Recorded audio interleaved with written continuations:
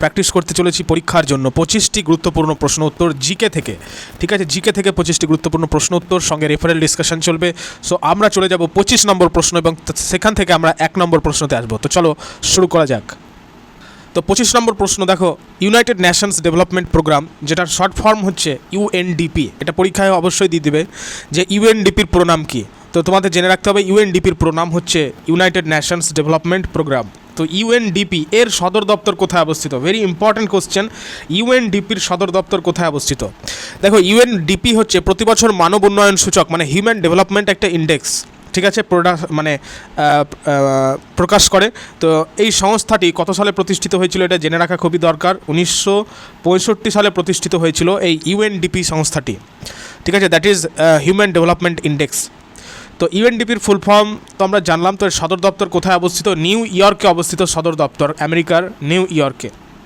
ঠিক আছে, next question 24, বৃহৎ কথা কার লেখা? এই বৃহৎ কথা কার লেখা? ভালো করে দেখো, বৃহৎ কথা এই গ্রন্থটি একটি এটা হলো অ্যাকচুয়ালি পৈশাচী প্রাকৃত ভাষায় রচিত। এটা যদি পরীক্ষা দিয়ে দেয় বৃহৎ কথা গ্রন্থটি কোন ভাষায় রচিত, মনে রাখবে প্রাকৃত ভাষায় রচিত। এছাড়া মনে রাখবে যে গাথা সপ্তশতী বলে একটি গ্রন্থ রয়েছে, সেই গ্রন্থটা কে রচনা করেছেন? এই গ্রন্থটা রচনা করেছেন, এই যে এখানে হালা লেখা আছে, এই হালাটা হবে রাইট অ্যান্সার, মানে হচ্ছে সাতবাহন রাজা হালা রচনা করেছিলেন গাথা সপ্তশতী। তো আমাদের এখানে প্রশ্ন আছে যে বৃহৎ কথা কার লেখা? এটা তো আমরা প্রত্যেকেই জানি গুণাঢ্যের লেখা বৃহৎ কথা।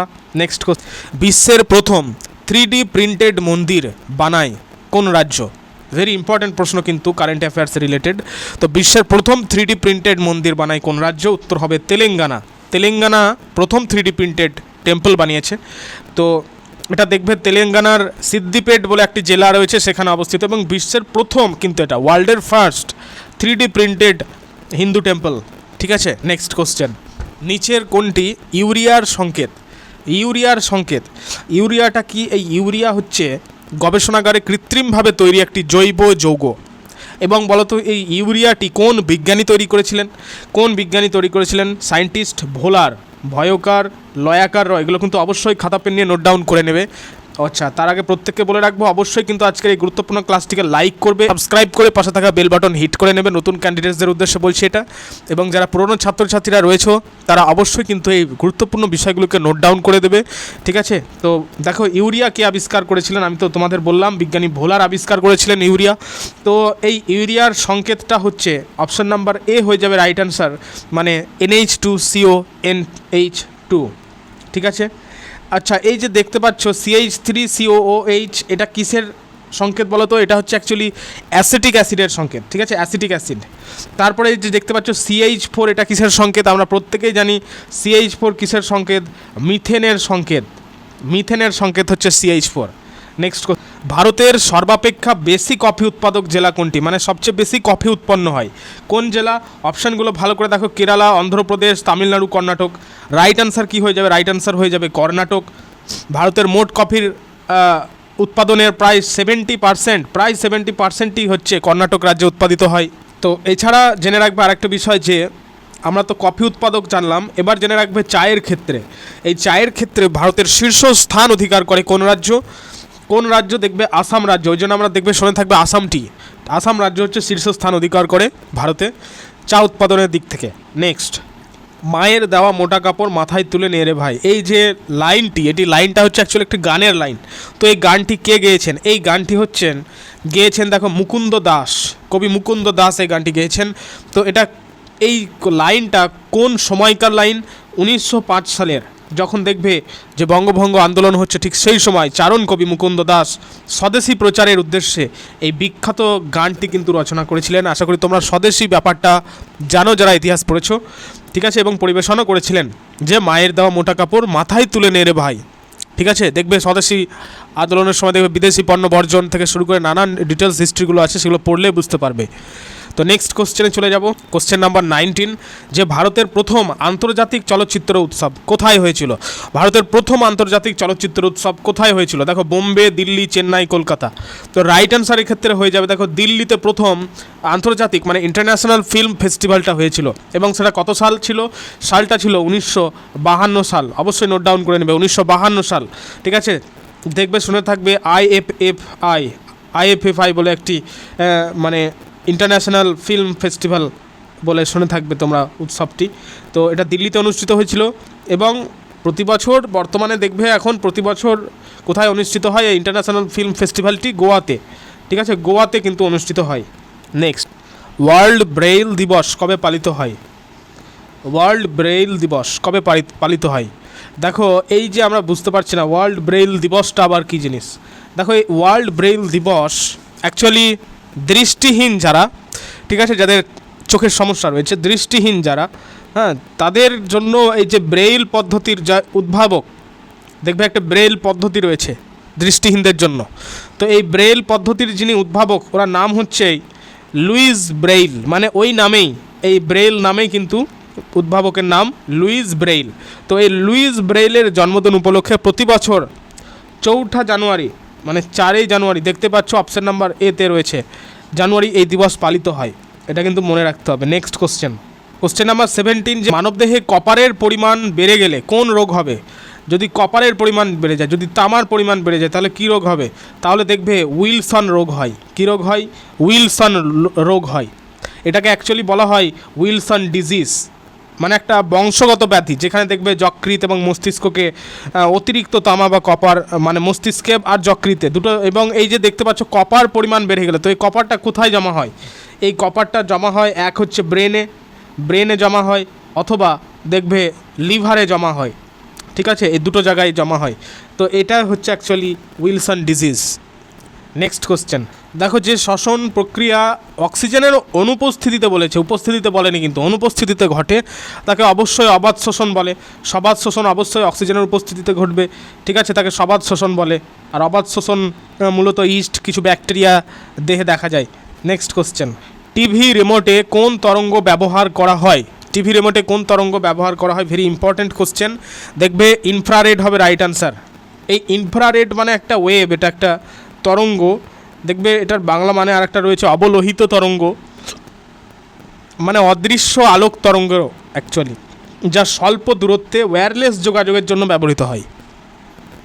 গমনে সক্ষম একটি উদ্ভিদের নাম কি? গমনে সক্ষম আবার উদ্ভিদ, এর নাম কি? দেখো উত্তর হয়ে যাবে ক্লামাইডোমোনাস। এই ক্লামাইডোমোনাস ছাড়াও কিন্তু আর একটি উদ্ভিদ রয়েছে যেটার নাম হচ্ছে ভলভক্স, ঠিক আছে। তো এই দুটো উদ্ভিদ হলো গমনের সক্ষম এক প্রকার এককোষী, অবশ্যই জেনে রাখবে, সিঙ্গেল সেল এককোষী শৈবাল, ঠিক আছে, শৈবাল কিন্তু এরা হচ্ছে অ্যাকচুয়ালি শৈবাল। নেক্সট কোশ্চেন, নিচের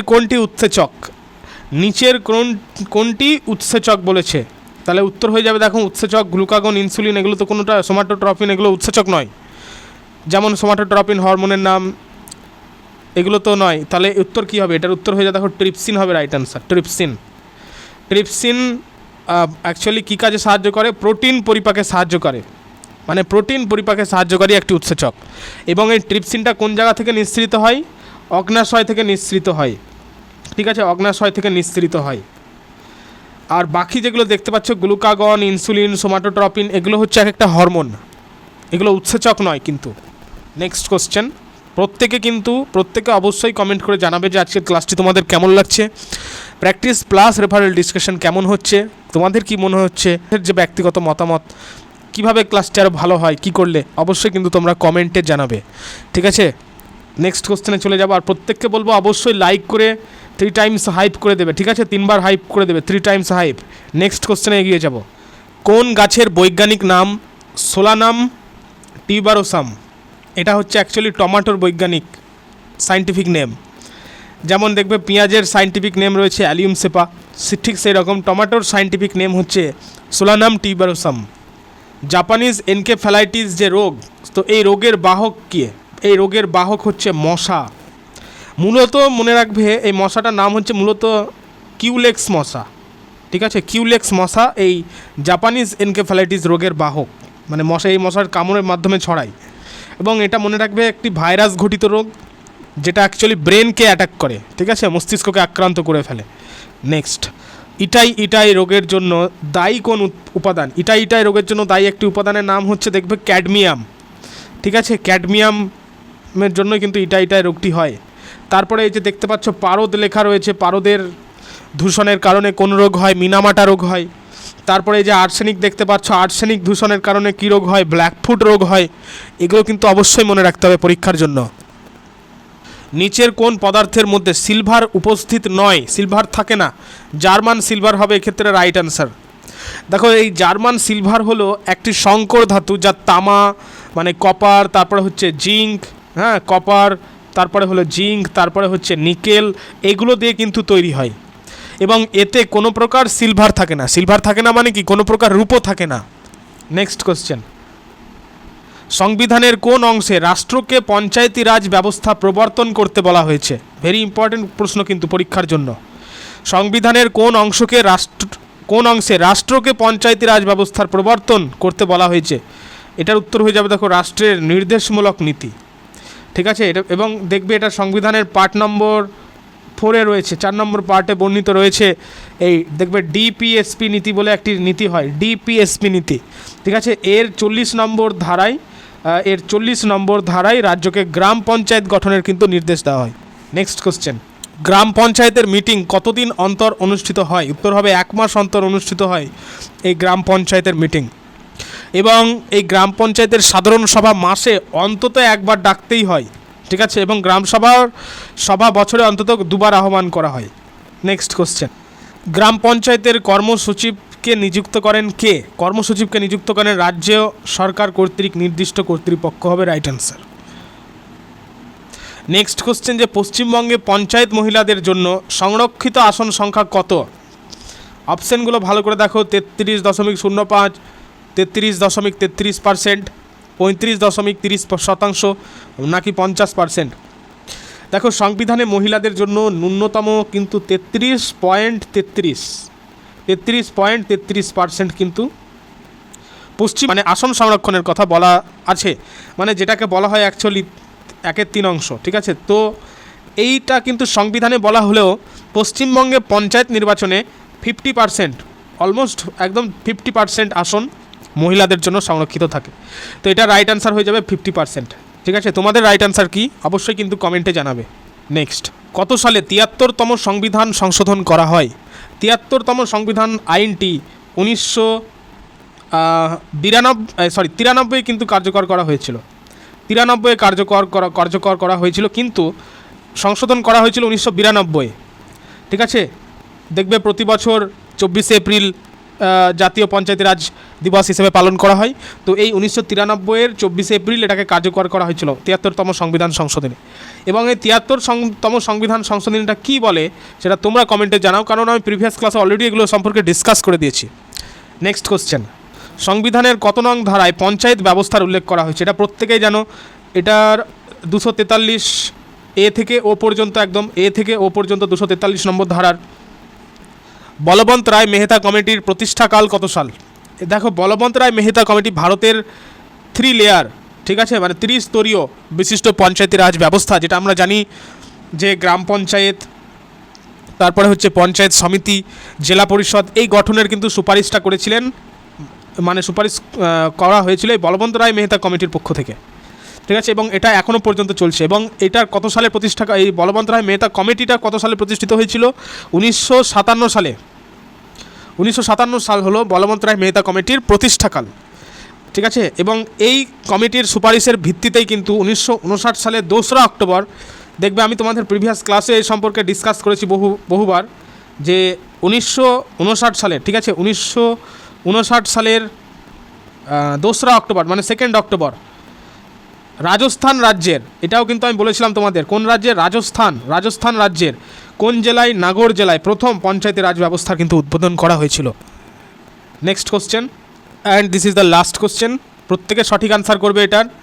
আবারও প্রত্যেককে বলবো, অবশ্যই যারা নতুন ক্যান্ডিডেটস রয়েছে তারা অবশ্যই কিন্তু চ্যানেলটি সাবস্ক্রাইব করে পাশে থাকা বেল বাটন হিট করে নাও, কারণ আগামী দিনে থিওরি রিলেটেড, প্র্যাকটিসের রিলেটেড, র্যাপিড কোশ্চেন আনসার প্র্যাকটিসের রিলেটেড, প্লাস হচ্ছে দেখবে জিকে, তারপরে হচ্ছে বেঙ্গলি, ইংলিশ, সমস্ত কিছুর ওপর কিন্তু ক্লাসগুলো আসতে চলেছে। ইতিমধ্যে বহু ক্লাস কিন্তু দিয়ে দেওয়া হয়েছে চ্যানেলে, যারা এখনও পর্যন্ত ক্লাসগুলো অ্যাটেন্ড করোনি তারা কিন্তু অতি অবশ্যই অ্যাটেন্ড করে নাও, কারণ বেসিক জায়গাটা কিন্তু তোমাদের সেখানে স্ট্রং হয়ে যাবে একদম। যাদের বেসিক জায়গাগুলো খামতি রয়েছে সেগুলো কিন্তু পূরণ হয়ে যাবে, প্লাস অ্যাডভান্সগুলো কিন্তু করানো হয়েছে। তো সেই ক্লাসগুলোকে অবশ্যই কিন্তু অ্যাটেন্ড করতে হবে। তো এই কোশ্চেনের উত্তর করে আজকের ক্লাস কমপ্লিট করানো হচ্ছে এবং আগামী ক্লাস তোমরা কোন টপিকের উপর চাইছো অবশ্যই কিন্তু প্রত্যেকে কমেন্ট করে তবেই কিন্তু ক্লাসটিকে শেষ করবে যে তোমরা নেক্সট ক্লাস কোন টপিকের উপর চাইছো। প্রত্যেকের ব্যক্তিগত মতামত কিন্তু দিবে কমেন্ট বক্সে। আর হোয়াটসঅ্যাপ চ্যানেল গ্রুপের সঙ্গে যারা যোগ হওনি, পঞ্চায়েত স্পেশাল ব্যাচ আমি প্রত্যেকটা ক্লাসে বলে থাকি, তো সেই ব্যাচ জয়েন করার জন্য বা হোয়াটসঅ্যাপ চ্যানেল গ্রুপ জয়েন করার জন্য কিন্তু লিঙ্ক কমেন্ট বক্সে পিন করে দেওয়া হয়েছে, ডেসক্রিপশনেও কিন্তু পিন করে দেওয়া হয়েছে ভিডিওর। তো সেখানে তোমরা daily GK quiz, PDF, ebook, notes, theory, চাকরি সংক্রান্ত আপডেট সমস্ত কিছু কিন্তু পেয়ে যাবে। তো অতি শীঘ্রই কিন্তু হোয়াটসঅ্যাপ চ্যানেল গ্রুপ জয়েন করে উপরে থাকা বেল বাটন অবশ্যই কিন্তু অল করে নেবে ক্লিক করে, ঠিক আছে। তো এই কোশ্চেনের উত্তরটা করে দিয়ে ক্লাসটা কমপ্লিট করানো হোক যে কত সালে অশোক মেহতা কমিটি গঠিত হয়েছিল। কত সালে গঠিত হয়েছিল? 1977 সালে গঠিত হয়েছিল অশোক মেহতা কমিটি। এই কমিটি কিন্তু আমি আগেও বলেছি যে দ্বিস্তর মানে 2 লেয়ার, ঠিক আছে, মানে দ্বিস্তর বিশিষ্ট পঞ্চায়েতি রাজ ব্যবস্থার কথা বলেছিল। এক হচ্ছে জেলা পরিষদ এবং অন্যটি হচ্ছে মণ্ডল পঞ্চায়েত। এটা তো আমি তোমাদের প্রত্যেকবারই বলেছি, প্রত্যেক পঞ্চায়েতের যে ক্লাসগুলো নিয়েছি সেগুলোতে বলেছি। তো আশা করি প্রত্যেকে জানো। তো যাই হোক, থ্যাংক ইউ প্রত্যেকে ক্লাসটি অ্যাটেন্ড করার জন্য, ধন্যবাদ।